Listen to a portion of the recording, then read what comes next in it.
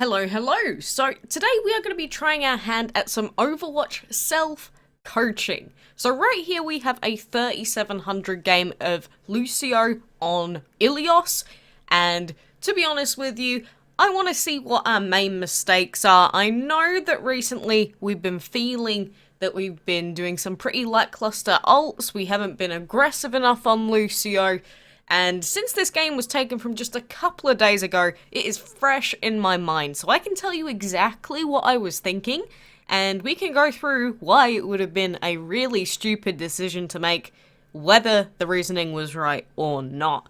So, I'm going to start off the VOD here. So we have Lucio, who at the moment is picked, like, all the time anyway, so the actual pick itself isn't really that much of an issue, but immediately the team is already having a problem because we have two Genji mains on the same team. But the plus side to this is the fact that people are talking, and one thing about my own gameplay is the fact that, if you didn't know, I've never actually used voice comms in Overwatch, ever. Not once in my life have I used voice comms. You hear that? You're 2 stacking and you've got 2 DPS, that is toxic.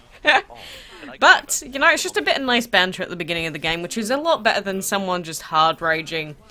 But straight off the bat, you know, just come out of the base, try and hit the walls with speed boost. We've already screwed that up because we were way too far ahead of everyone else, so we should have held back to go with the rest of our team. And immediately, we've noticed that there is a Widow, because this is the map where Widow is pretty much always around. So, you should always expect to have to deal with a Widow on Ruins here. So, we just went into this corner here, and we will die for that trade right there. So, what exactly went wrong? So, initially we were trying to avoid Widow while she was doing her thing, but here, you can see that our diva is stuck in the corridor in the center there. So, we go ahead and try and help her. But the thing is, they have an Anna in there, and we get naded. As soon as we saw that Anna, and she had that direct, like, straight sight line down there with all of those people, we should have just ducked. We should have just gotten out there as fast as we could with speed boost. We didn't do it fast enough, and unfortunately, we do die for it. So, that time was actually a little bit of over-aggression, and the team was extremely split, considering that we basically have, like, pseudo-ish dive. We probably should be sticking together a lot more, because we either have to be in on the enemy's backline, or we have to be helping our Anna. There's, like, literally no in-between. So, now what are we doing right here? We are just trying not to die from Widow headshots. So we are just sort of, you know, loitering around on the point, not really achieving anything. You know, we'll pop on our healing whenever we see someone that needs it, but for the most part, we're making sure we do not stop moving at any point, because just moving is going to be useful. And I want to go back to that little fight with Roadhog there, because one thing I have also been noticing while looking at these is look at where my crosshair actually is on the character right now. Why are we aiming at Roadhog's feet? Why would our crosshair ever need to be that low? Obviously, we're probably trying to compensate for the fact that we're riding off the walls, but there is no reason our crosshair needed to be this low for the entire duration of this mini spat with Roadhog here. And just watch it again, and you'll see what I mean. We're aiming at his stomach. It's only towards the end of our clips that we start aiming upwards. So, again, we just aimed at the feet the whole time. So, one thing is, obviously getting more headshots is going to help you massively at the end of the day. We woke up Roadhog there when we shouldn't have. Again, still aiming at his feet. Still. So, as soon as that diva uses bomb, speed boost anyone out that we can. People need healing, so we pop the amp on healing. And then we choose to use our ult to take on this team fight. So, all in all, I don't think that was a bad use of our ult. because it did save us from the boosted Roadhog ult there, and now we're just focusing down this Roadhog. If he'd have hit his hook, we would have been one shot, or we should have been, but we're just sort of bullying him at the moment. You know, if you can just right-click, push the Roadhogs around, give them a bad time. I mean, he called me a Reddit Lucio. So, obviously, he wasn't having a good time. And this is one thing in particular with Lucio, that you can really, really make people's lives a living hell. Them having Widow does make it a little bit tougher. But if you choose one or two characters, and you literally use the whole game to make it as hard for them as you possibly can, you can literally make the entire game a 6v5. So, here we've just been sort of hanging around, you know, speeding in, healing when we need to, and we get stuck. So, is there any way that we could have avoided getting stuck by that Tracer there? I think the easy answer to that would have been, we should have been much higher. And that's another thing that you'll also notice from this VOD. The fact that we're just really not using the pillars on ruins anywhere near as much as we should be. Because, I mean, Lucio is Lucio for, you know, the fact that he can run along walls and boop people off the ledges. We haven't really been looking for boops off of this map, but in particular, we haven't been using any of these pillars either. Instead of us being on the ground here, we could just be jumping around on the pillars, and as a result of us not doing that, we get stuck, Tracer gets a free kill. So that was a really, really simple way for us to not allow that to happen, just by utilizing the actual high ground a lot better. So, you know, it's a pretty simple Lucio failure, I would say, that a lot of people make, where they're just not aggressive enough, don't utilize their actual ability enough. I mean, that's why Lucio's picked, and it's why he can be so insane. Just take advantage of it. So here, I don't expect my team to go in, so I go back and taxi the Ana back onto the point, which is really, really important if you want to get your supports back onto the actual team fight. So luckily no one died while we were coming back. Obviously we're going to speed boost out. And now everyone has died and we still have our ult up. So there's a chance that we could have used that to avoid that fight from even happening. But let's say that I just didn't analyze the situation or didn't deem it as safe enough to use my ult there for our team. So we'll go and regroup. And yeah, there is a Roadhog on the left there. Genji barely makes it out. And now, this looks like a time where we could start going in any moment. We've got my ult. That's a Roadhog that's purple. This is a free fight. This is 100% a free fight. So, we should have gone on that Tracer. We should have ulted to save that Nano Blade, because obviously Genji died for it. But, since the percentage is going up, that usage of beat is going to instigate this fight for us. And initiating fights with beat isn't always the best idea. We do get the Ana by hitting a couple of good headshots there. But overall, this entire 99% overtime contestation probably could have been avoided if we'd have just ulted earlier. And we should be chasing this Tracer around and just trying to murder her, and we do eventually get it. I think it's just we've been playing a lot more passively than we should have been because of that Widow. That Widow is very oppressive, very scary, like any Widow is to any support. And we do end up dying there. So we do lose that entire point. Even the rest of the team was surprised. And a lot of it did come down to the fact that we just were not hitting enough shots and weren't focusing one specific person. Because again, at the beginning, Roadhog was having the worst time of his life. And he even voiced it in the chat. And you can do that to anyone on the enemy team as Lucio. Or at least that's my sort of play style, I would say, for how I like to tackle Lucio. If you make someone rage in the chat, only then have you done your job. And Lucio has the ability to 1v1 so many characters unless they just hit absolutely insane shots. Like a Tracer full clipping you, not very likely when you have a healing amp. And I guess we turned around there thinking that we didn't have our team with us again, because last time we came out way ahead. So, Widow is dead. That means that we should be initiating or going in now, which we are. And we've got our sights on our priority, Mr. Roadhog. Except, again, we're not aiming at his head. But, you know, that's something that we've already pointed out. So we know that we need to work on our actual cursor placement, especially when we're jumping. Lucio there, he was so close to dead.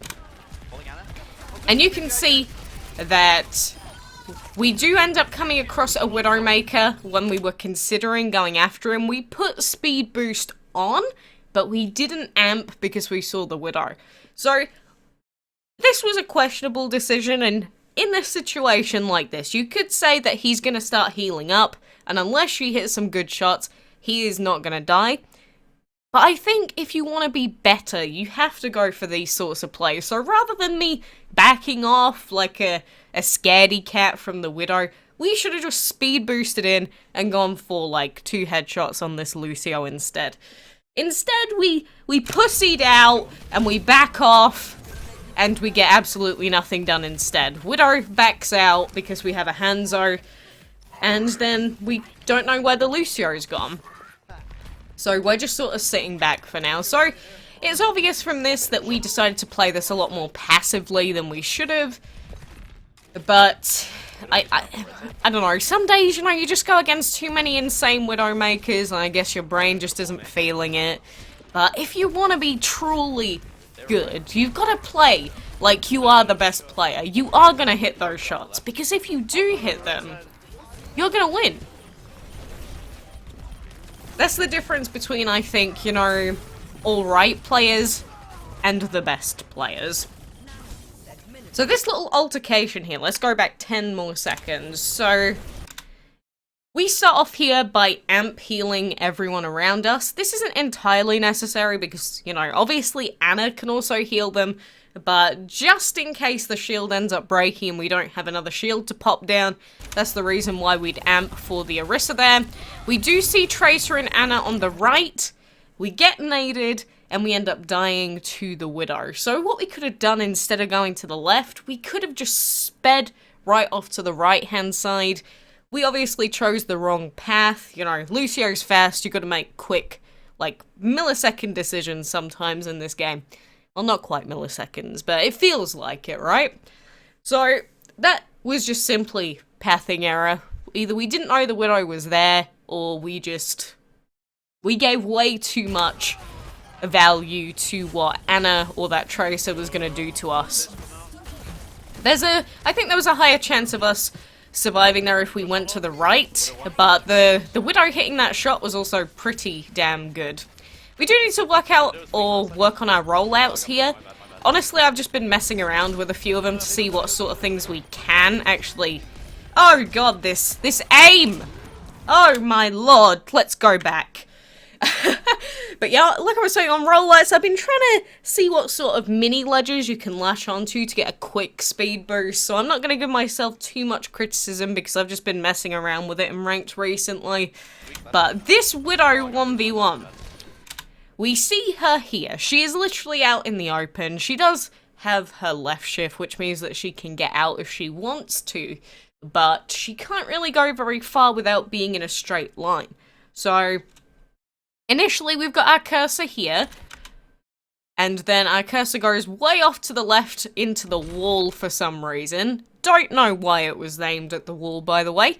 But just in general, cursor placement on Lucio is our main bad trait or bad habit that we seem to have. I think it's the most glaring issue to me. There are some other issues that we have, obviously, like poor ult usage that we've seen so far, but cursor placement in particular is just nowhere near these characters. We tried to go for it, but nowhere near again. Still haven't hit a shot. We hit one shot on her there, and she just left shifts out straight into the middle. And as soon as she gets to this point, we've hit one bullet, we're probably not going to go ahead and take on the duel. But it's just a lot of shots that are missed in general. She almost kills us there. She definitely could have. Obviously, it would have been really tough, so most people probably would have taken the chance and gone through there at that point. But it is going to be really, really difficult to ignore that for the rest of the VOD now. Again, Tracer, we are hitting her every so often, but now that they have used beat, we cannot stay in for that fight. Just run into the enemy, kill yourself, it's faster. You know what they say, KYS in-game. That's how you avoid getting banned in-game, right? So this Trace is complaining that the enemy Lucio is just constantly alive, and to be honest, we personally haven't really seen that much of him. So that's something that we could possibly try and take on, because, you know, direct 1v1 duel, if you're just a better player, might as well take it, right? And now Tracer goes on to our Ana. It's really important that as soon as we hear that there is a Tracer on our Ana, that we go back and help them, because we have Roadhog, we don't have a Diva or anything, we have a Hanzo, so he would have to hit a headshot to avoid them from actually doing anything to Ana, and that's pretty unreliable. So there's a decent chance that if you don't go back to your Ana as Lucio, she's probably gonna die. But instead of going on the Tracer, we chose to go on the Roadhog for some reason, and I have no idea why. That's a good ass point, Self. Why did you go on the Roadhog and not the Tracer that was on your Ana? You see, looking back at the VOD now, you can say this was the wrong choice to make, but why did you make that choice while you were in-game? We probably just, you know, our mind just tunnel visioned, and, I don't know, we either expected someone to help her instead, or we didn't even think about it. I don't think that we ignored it, per se, like, fully, like, didn't know it was happening, but I would say that overall that was the wrong target priority. And we altered there, even though 2 people were dead, and we definitely did not need to. We also heard the Widow ult go off, so the question is, where is that Widowmaker? And the answer is, above! Above us, she is. So, overall, that was another really bad ult, to be honest. Like, that ult was not that good. That boop was that was a pretty solid boop, to be honest. Those were some pretty nice headshots. We jumped straight over the top of an Ana, and we end up taking the point. So, that ult usage, it was almost like a BM ult, to be honest with you. It was like, we were at 90-something%, didn't even look like they were going to be able to get back on. They just about did, but they definitely had the potential to take that point back. So, no matter how you say it, or how you want to think about it, that ult was a poor ult. And so that was just down to us not taking into account how many people had actually died. So, I think one thing that I have to be more aware of in these games in particular is just really keeping a track of what's happening on the actual scoreboard itself, or in the top right. Sometimes on particular characters, I just seem to ignore it. It's like it doesn't exist at all. And it's just something that you have to get over. You just have to sit there and focus your eyes on the top right-hand corner of your screen sometimes. So, now we've got all of these guys pushing in through the left. We're going to speed boost our guys in. They're purple. Someone should be dying right now. If we'd have gone to the back left, there's a chance we could have gotten behind, but turns out going to the right was the better choice because we found Ana and we insta-killed her. So now they're down their main support, which means that we are going to be able to take this point without an issue.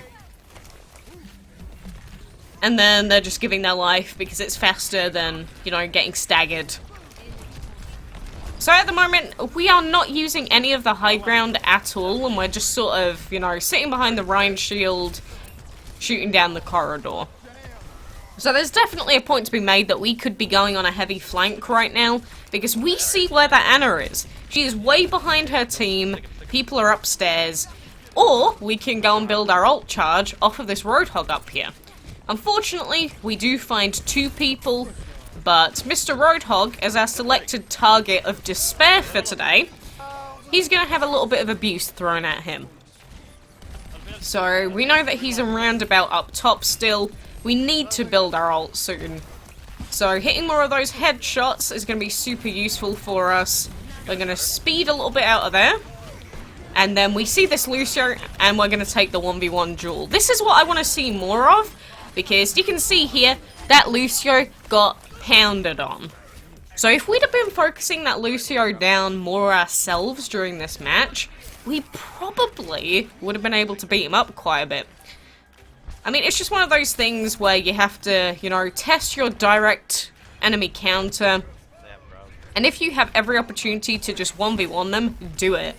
Because they can't do anything. If you're just a better Lucio than the enemy Lucio, or you're a better Hanzo than the enemy Hanzo, just pound them, prove it to them, make them want to improve. And so now they've come in with all of their ults, they've used beat, we've lost McCree, I ulted, but what happened during that? It was okay losing the McCree because we 1-for-1 traded, but it's not okay because the moment beat went down, we lost our Ana to Brigitte.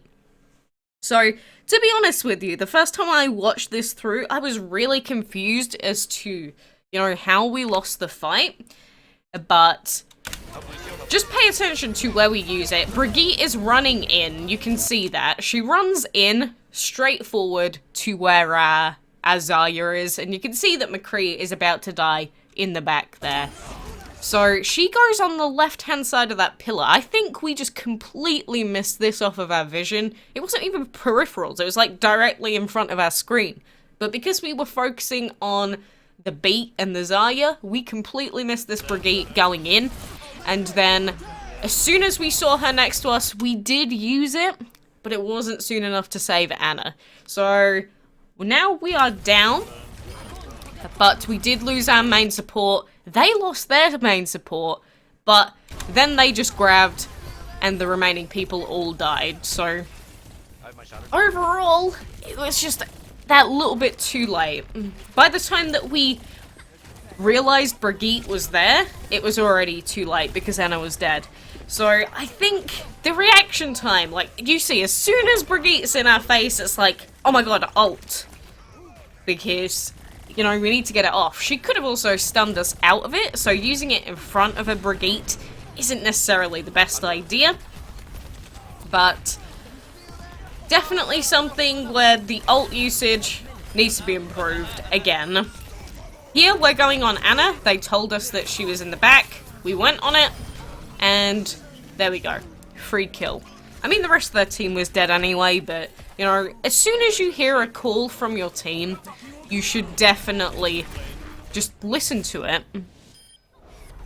So, we do end that in a victory. Overall, that was a really nice game. The teammates were nice. They were communicative for our lack of communication. But it's pretty obvious what my major gripes with this gameplay are. Then there's probably other things as well to, you know, comment on. But those are the main things that I have to say. And that was an insane play, by the way. Oof. That felt absolutely amazing. So like I said, that was like a 3680, 3670-ish game. So around about the 3700, 3800 MMR-ish. But again, the main things we have to work on in this is cursor placement. Has annoyed me to no end. Our ults were just a little bit too late.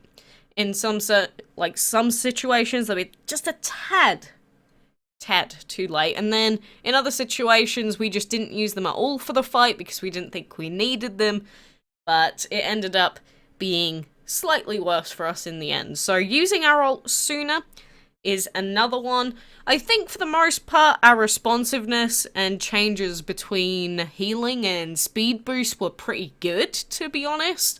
Not sure, maybe you have a different opinion. I think that for the most part, though. As soon as we see an ally that's low, we do immediately change over to the healing and try and heal them up, because that's what you're meant to do on Lucio, or that's the best solo queue method of playing Lucio. It's where you rush around, bully people, but you come back every so often to come and heal your team. That's the difference between being a full Reddit Lucio and being a Lucio that, tries to come back and actually assist people that they're playing with. So I think that was okay for the most part.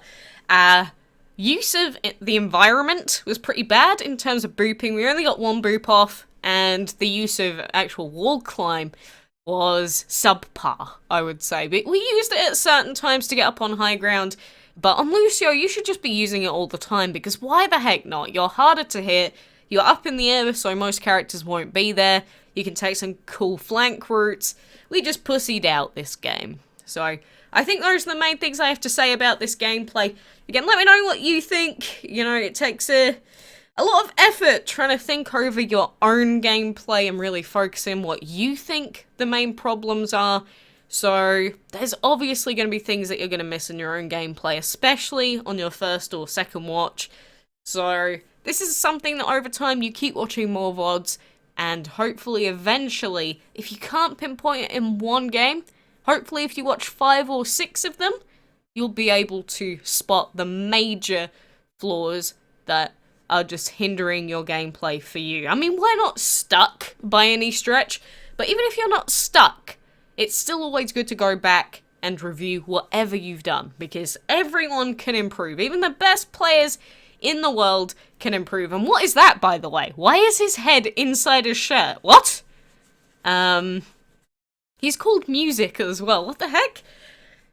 Well, that was a cool little end freeze frame to go on. I don't know what the heck is going on there. Weird Lucio body mechanics, but anyway, that I think is everything that I have to say for now. I'm sure there'd be more, but I don't want to ramble and rave for any longer than I already have. So thank you for watching. I hope you enjoyed it, and I'm always open to taking VODs of other people. I especially love them of bronze to gold people that need help, but for now, thank you for joining me, and until next time, hopefully, I will see you then.